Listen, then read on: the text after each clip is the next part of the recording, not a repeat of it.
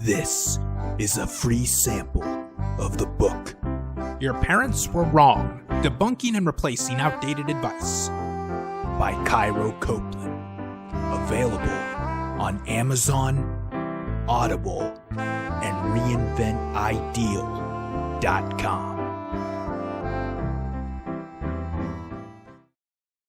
Intro. Life shouldn't be this difficult. At 36 years old, I found myself in a position many dream of. Retired, free from the grind of corporate America, and finally able to enjoy life on my own terms. That sounds great to have attained at the age of 36, but it could have been age 26. My whole life, all I ever wanted was to be 4 again. I don't mean being small, stupid, and shitting my pants.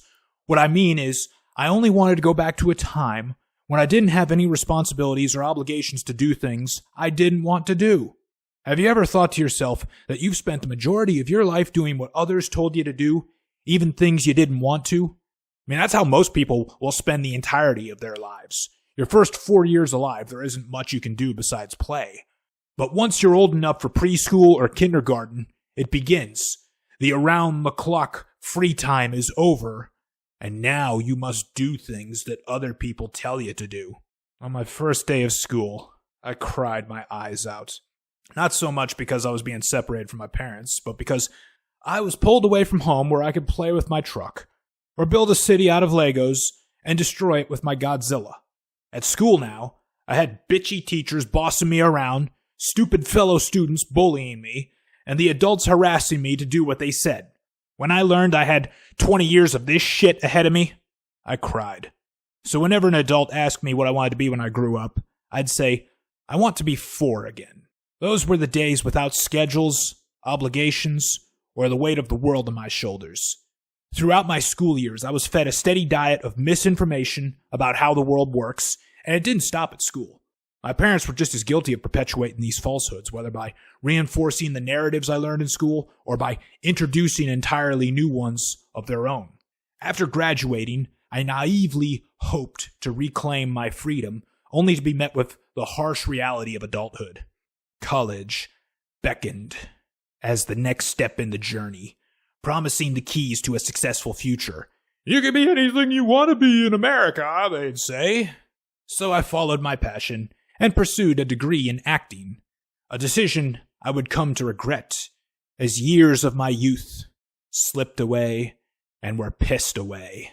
The life sentence continues for many people after graduating high school by being forced to go to college because their parents say they have to. Then after graduating that, you'd hope that the freedom would begin. But next up for most people is 40 years of work, being bitched around by incompetent bosses, bullied by asshole customers, and having more work put on you by lazy coworkers. And that's assuming you've studied something worthwhile in college that would give you a future. Most students don't because they listened to their parents, teachers, guidance counselors that tell them any degree is a good degree, so they get useless ones like I did, like acting. Yes, I am ashamed. And then they waste not only their youth attaining that degree, but also their adulthood paying it off.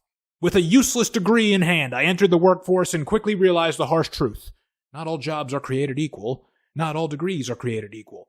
From minimum wage gigs to cleaning carpets, I worked my way up from the bottom, each job a stepping stone toward what I believed would be a fulfilling career. But even as I climbed the corporate ladder, I found myself facing countless setbacks, particularly in my personal life. Relationships came and went, each one a costly lesson in heartache and disappointment.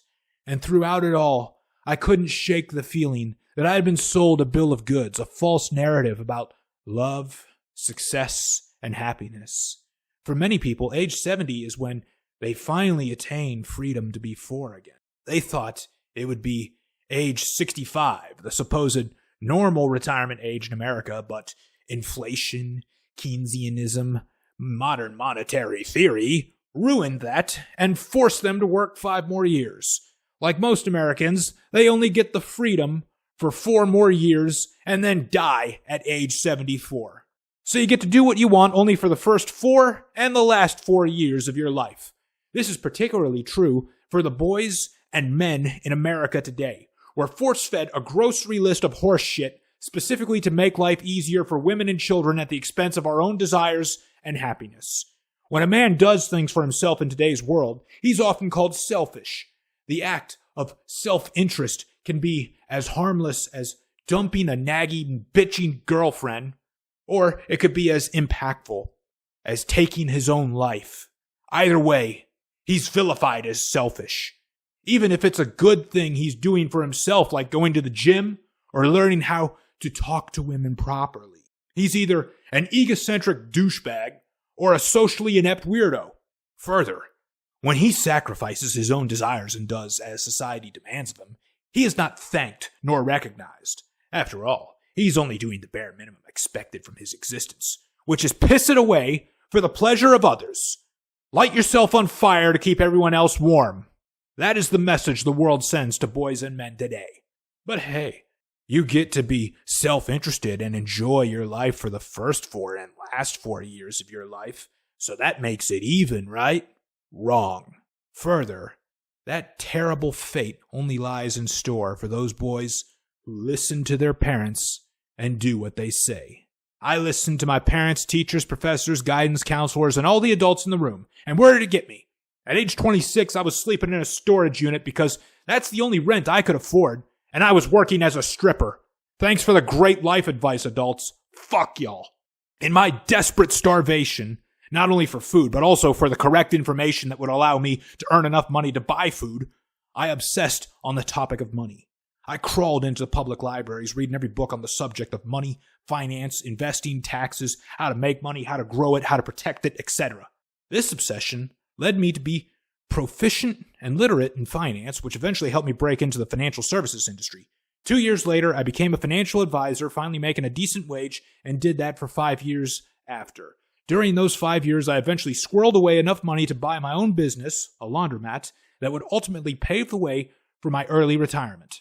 Finally, after 2 years of the laundromat business, I sold my store for a handsome 3x profit, which I invested into stocks, crypto, and real estate, and a year later, I was set for life. Fully retired, I could now do what I wanted to do, and did exactly that. I learned to play guitar, dance bachata, play beach volleyball with hot babes, daily bowling like the Big Lebowski, and finally got in good health and a chiseled physique. Much like the iconic movie Citizen Kane, where the protagonist, Charles Foster Kane, speaks the name Rosebud on his deathbed, sparking the plot of the movie. An investigative journalist spends the runtime of the flick trying to find out why he said that random word on his deathbed. Spoiler alert. Hey, if you haven't seen the movie yet and you want to see it, then hey, better stop the recording right here, because I'm going to really spoil it for you. Okay, assuming that you've either seen the movie already, or you do want it spoiled for you, here's what it is. Rosebud is the name of his sled from his childhood. He said that name because he remembered, after a life of doing things other people demanded he do even while he didn't want to do them, the days of his childhood playing with that sled were in fact the last time in his life that he was truly happy. Thus, the tragedy of the story. Charles Foster Kane wasted his life. So as you can imagine, I'm glad I didn't get to my deathbed after decades of working like a slave, obeying the advice of the adults, only to utter the words Godzilla or Legos on my deathbed. My life is a dream now, after being a nightmare for so long. Even in my newfound success, I couldn't shake the feeling of frustration and resentment. Why had I been fed so much misinformation about life? Why had I wasted so many years chasing after someone else's idea of success? Do you ever sit and think to yourself, man, life shouldn't be this hard? And if so, you're right. It shouldn't be this hard. It's only made so by the stupid adults that are constantly giving you, and countless other youngsters, the wrong information.